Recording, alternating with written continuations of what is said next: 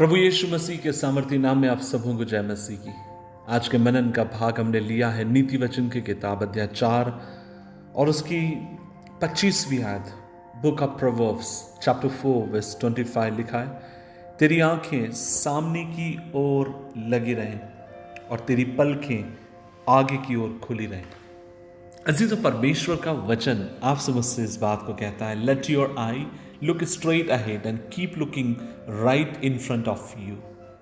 अजीजों, क्या कभी आपने इस तरीके से किया है कि आप एक दीवार के ऊपर से या सकरी दीवार के ऊपर से आप चल रहे हैं और आगे की तरफ आप बढ़ रहे हैं, लेकिन जब आप दीवार के ऊपर से चल रहे होते हैं, मैं ऊंचाई की छत के ऊपर की बात नहीं कर रहा हूँ, लेकिन कभी कभी पगडंडियों में और किसी के प्लॉट में छोटी छोटी दीवारें बनी रहती। मुझे याद है, मैं नागपुर शहर का रहने वाला हूँ और जिस जगह में रहता था, मेरे घर से थोड़ी दूर कलकत्ता रेलवे लाइन जाती और अधिकांश समय कभी कभी हम लोग जब पटरियों के आसपास खेलने जाते तो हम मित्र आपस में प्रतिस्पर्धा करते कि कौन पटरी के ऊपर स्ट्रेट चल सकता है, और जो गिर जाता वो हार जाता।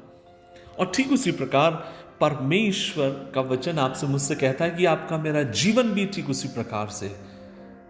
कई बार जब आप और मैं आगे की तरफ देखते गए, चलते गए, क्योंकि अगर आपको पटरियों के ऊपर चलना है तो आपको अपने बैलेंस को बना के रखना है, आपको सामने की ओर देखना है, आपको सचेत रहने की जरूरत है, आपके कानों को खुला रखने की और आपके मस्तिष्क को अलर्ट रहने की जरूरत है।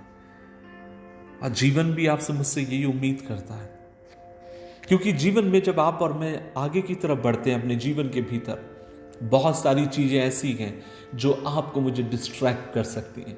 बहुत सारी चीजें ऐसी हैं जो आपके मेरे ध्यान को आपसे मुझसे हटा सकती हैं, और जब आप और मैं अपने लक्ष्य से अपनी नजरों को हटा देते हैं, याद रखिए, आप और मैं डूबने लगते हैं और कहीं ना कहीं पर फिसल कर वहीं पर गिर जाते हैं। कई बार जीवन की बुराइयां आपकी मेरी परीक्षाएं लेती हैं। जीवन की बुराइयां आपको मुझे चीख चीख कर पुकार पुकार कर कहती है कि मेरे तरफ आओ। मैं इस बात को जानता हूं कि झूठ बोलना पाप है, लेकिन कई बार हम फिर भी इससे छूते रह जाते हैं।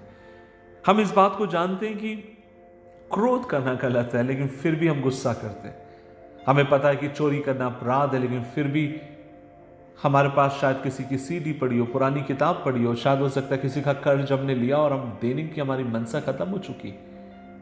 मैं अजीज आपसे सब क्या कहना चाह रहा हूं?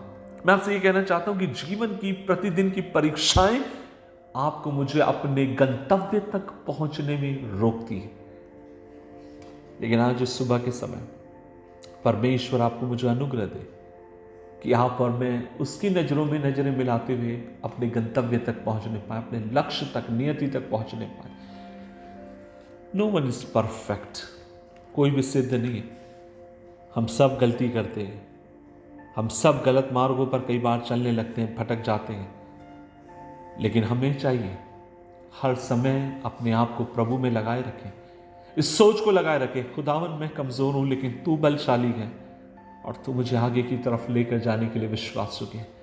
आज इस सुबह के समय जो मेरे संदेश को सुनने वाले मेरे भाई, मेरी बहन, यदि आपको लगता है कि जीवन में किसी क्षेत्र में आपसे गलती हो गई, आप गलत हो गए, जिस मार्ग पर आपको नहीं जाना चाहिए था वहां चले गए, जहां आपका रिश्ता नहीं होना चाहिए था वहां पर आपने किया है, आपको पता है कि जो आप कर रहे हैं वो सरासर गलत है, और इन सब के बावजूद भी यदि आज आप उसमें लगे हुए, तो याद रखिए ये चीजें आपको मुझे अपने गंतव्य तक कभी पहुंचने नहीं देंगे, उन आशीषों तक कभी पहुंचने नहीं देंगी जिन्हें परमेश्वर ने आपके लिए मेरे लिए रखा है। तो फिर हमें क्या करने की जरूरत है? हमें खुदा से माफी मांगने की जरूरत है कि वह आपको मुझे एक और मौका दे। हमें प्रभु से अनुग्रह मांगने की जरूरत है कि वह आपको मुझे क्षमा करे और हम फिर ट्रैक पर आ जाएं, उस पटरी पर आ जाएं और चलते हुए आगे की तरफ प्रभु के नाम से हम पहुंचने पाए। आइए मिलकर दुआ करें। प्रभु जी, हम दुआ करते हैं, कोई भी सिद्ध नहीं है प्रभु जी, मैं भी बहुत चीजों में कमजोर हूं, लेकिन आज मैं मिलकर दुआ करता हूं अपने भाई, अपनी बहनों के साथ। प्रभु जी, ऐसे बहुत सारी जगहें, बहुत सारी चीजें हैं जिनमें परमेश्वर हम मार्ग से भटक जाते हैं, भटक गए, लेकिन आज हम मिलकर दुआ करते हैं प्रभु जी, तो हमें फिर से लेकर आओ उस पहले से प्यार में, ताकि अपने ट्रैक पर हम आए, उस पटरी पर हम पहुंचे जहां तू हमें लाना चाहता है।